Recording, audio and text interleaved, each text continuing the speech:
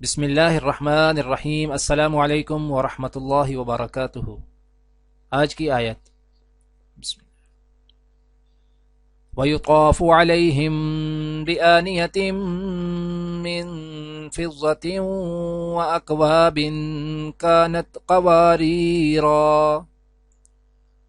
ترجمہ: خدام چاندی کے باسن لیے ہوئے ان کے ارد گرد پھریں گے اور شیشے کے نہایت شفاف گلاس۔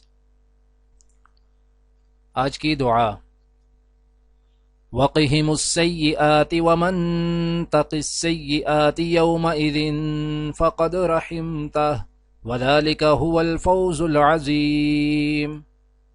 اور بچا دے ان کو برائیوں سے جس کو تو نے قیامت کے دن برائیوں سے بچا دیا، اس پر تو نے بڑا رحم کیا، یہی بڑی کامیابی ہے۔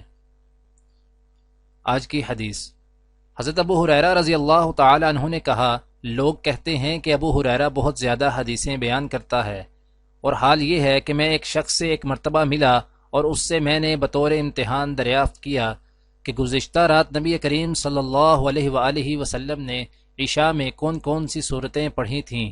اس نے کہا کہ مجھے نہیں معلوم۔ میں نے پوچھا کہ تم نماز میں شریک تھے؟ کہا کہ ہاں شریک تھا۔ میں نے کہا لیکن مجھے تو یاد ہے کہ آپ صلی اللہ علیہ وآلہ وسلم نے فلاں فلاں صورتیں پڑھی تھیں۔